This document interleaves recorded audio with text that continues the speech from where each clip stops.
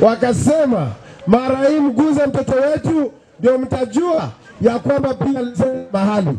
Na hiyo ndio imefanya nimesema nianze safari ya pia kuwashukuru watu wetu wa Western Region, kusema asanteni sana kwa sababu you demonstrated ya kwamba we are united despite everything. We are united.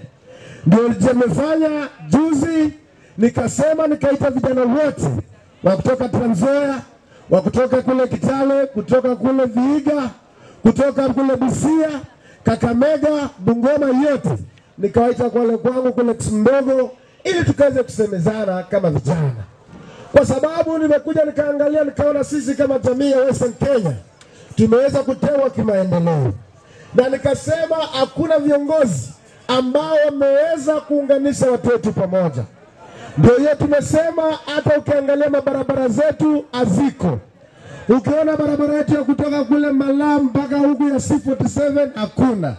Ukiona hata level 4 hospital ile level 6 ambayo ilikuwa imepatiwa kuwa referral hospital, wamebeba hii referral wameipeleka kule kwa Jaramogi Oginga, ile imekuwa huko ndio imekuwa uplifted.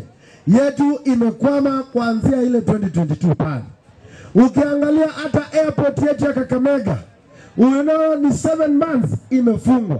Na hii airport hii unaweza pata mama ni mgonjwa ama mtoto ama mzee anataka kuwa airlifted to Nairobi, lakini inabidi tuende mpaka Kisumu ndio tukaweze kufanya. Lakini viongozi wetu wanaenda kila wakati, wanaenda kule Nairobi at State House kutafuta maendeleo. Lakini wanaenda huko wanakunywa chai, wanapata shilingi 100k ama 200, wanarudi mikono tupu.